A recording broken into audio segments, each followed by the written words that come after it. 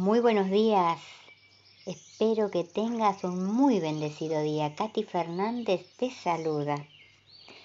Es un placer para mí saber que cada mañana nos encontramos a través de este audio para abrir juntos la carta de amor de nuestro Dios Creador. Trae tu Biblia y oremos antes de abrirla. Amado Padre Celestial, gracias por este día que nos estás dando, porque saber que siempre estás a nuestro lado nos hace vivir muy seguros. Y saber que estás al lado de nuestros seres queridos, de cada uno de ellos, nos da mucha paz. Danos de tu amor, Señor, ponlo en nuestro corazón, llénanos del Espíritu Santo, para que podamos amar a los que nos rodean como tú quieres que los amemos, porque no tenemos esa capacidad en nosotros. Despiértanos del sueño de la vida. Ayúdanos a no ir atrás de los engaños del enemigo, a buscarte solo a ti y con tus fuerzas que pones en nosotros a andar por tus caminos. Y ahora, como siempre, Padre, tú nos preguntas, ¿dónde estás tú?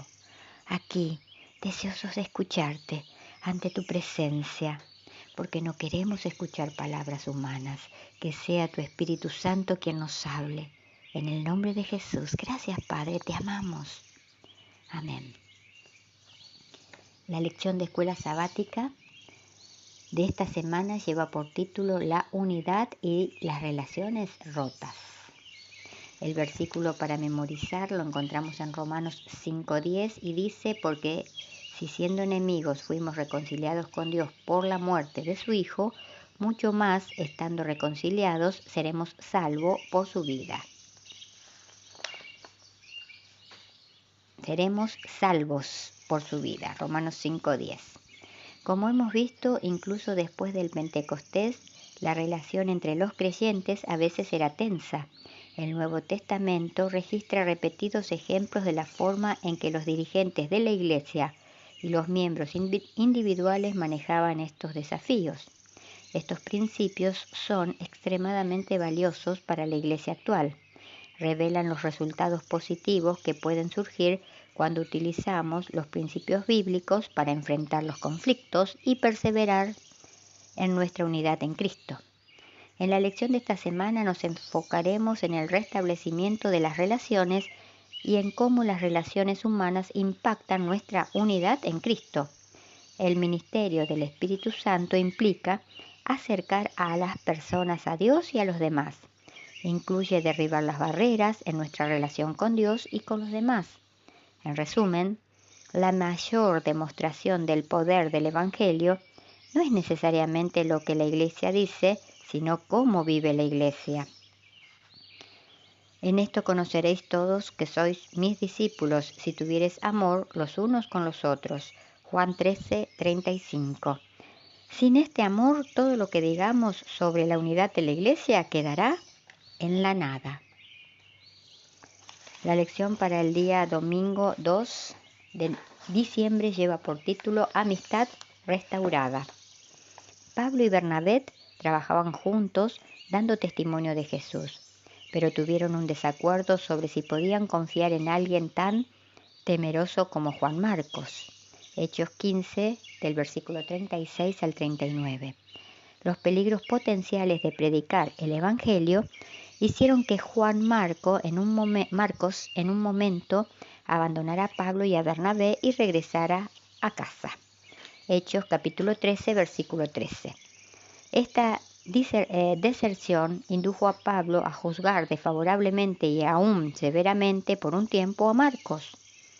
Bernabé, por otro lado, se inclinaba a excusarlo por causa de su inexperiencia. Anhelaba que Marcos no abandonase el ministerio, porque veía en él cualidades que lo habilitarían para ser un buen obrero útil para Cristo. Hechos de los Apóstoles, página 138. Aunque Dios usó a todos estos hombres, los problemas entre ellos debían resolverse. El apóstol que predicaba de la gracia necesitaba conceder la gracia a un joven predicador que lo había decepcionado. El apóstol del perdón necesitaba perdonar. Juan Marcos creció bajo la tutoría positiva de Bernabé Y finalmente el corazón de Pablo aparentemente se conmovió por los cambios. ¿Cómo revelan las cartas de Pablo a Timoteo y a la iglesia de Colosas su renovada relación con Juan Marcos y una nueva confianza en este joven predicador? Leamos primero Colosenses capítulo 4, versículos 10 y 11. Colosenses 4, versículos 10 y 11. Aristarco, mi compañero de prisiones, os saluda, y Marcos, el sobrino de Bernabé, acerca del cual habéis recibido mandamientos, si fuera vosotros, recibidle. Y Jesús, llamado Justo, que son los únicos de la circuncisión que me ayudan en el reino de Dios y han sido para mí un consuelo. Ahora vayamos a 2 de Timoteo capítulo 4, versículo 11. Solo Lucas está conmigo. Toma a Marcos y tráele contigo, porque me es útil para el ministerio.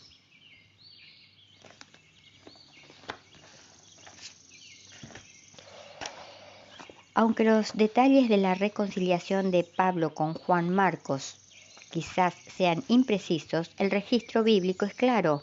Juan Marcos llegó a ser uno de los compañeros de confianza del apóstol. Pablo recomendó a Juan Marcos como un colaborador de la iglesia de Colosas. Al final de su vida, Pablo le recomendó encarecidamente a Timoteo que llevara a Juan Marcos con él a Roma porque le era útil para el ministerio. El ministerio de Pablo se vio enriquecido por el joven predicador a quien obviamente había perdonado.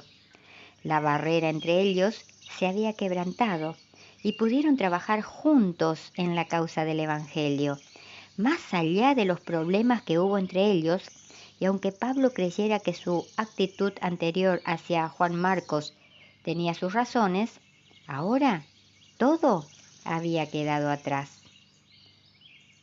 ¿Cómo podemos aprender a perdonar a quienes nos han herido o decepcionado? Al mismo tiempo, ¿por qué el perdón no siempre incluye una restauración completa de una relación previa?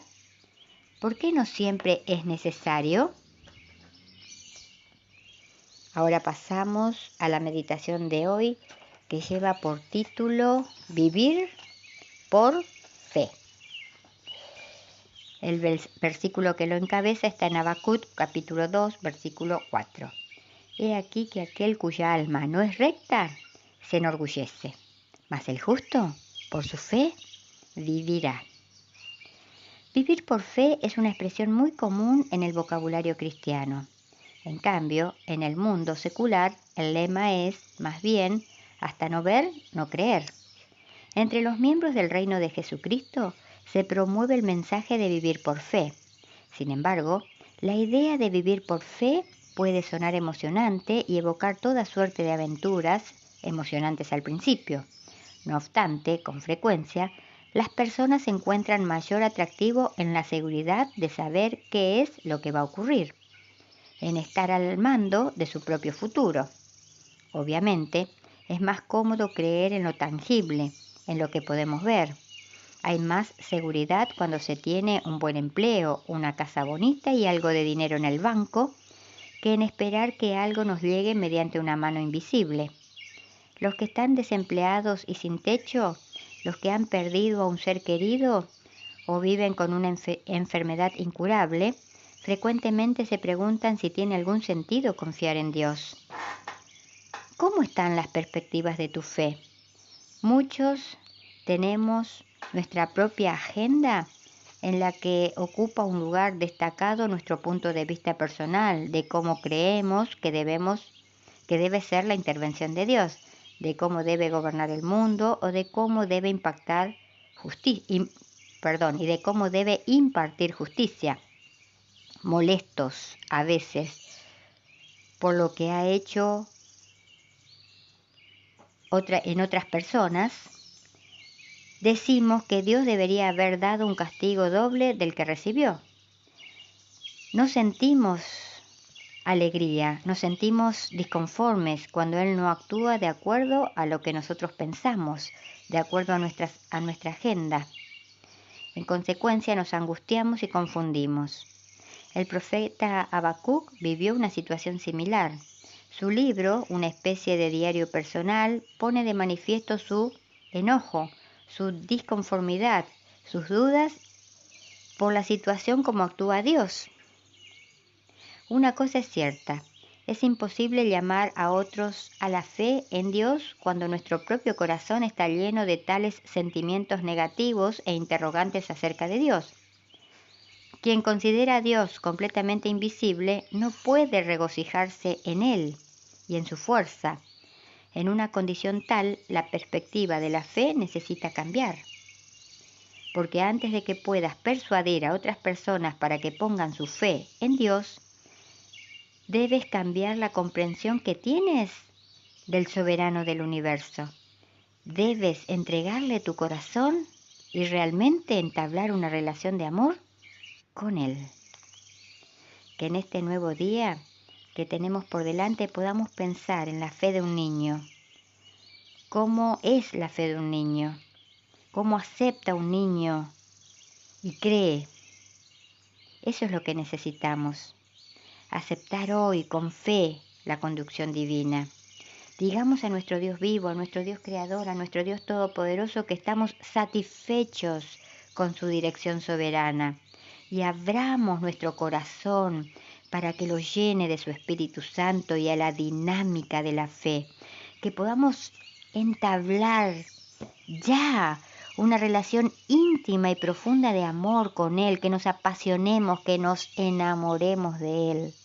Y así tu vida y mi vida será diferente. Cada día, al abrir los ojos, estaremos maravillados y expectantes de ver qué preparó nuestro Dios vivo hoy para nosotros. Y recordemos hoy también, si nuestras palabras no ayudan, no confortan, no hacen bien o no alegran, que nuestro Dios Todopoderoso nos libre de pronunciarlas. Que tengas un muy bendecido día. Te invito para que mañana volvamos a encontrarnos, si Dios quiere. Y gracias, muchas gracias, porque estás ahí acompañándome.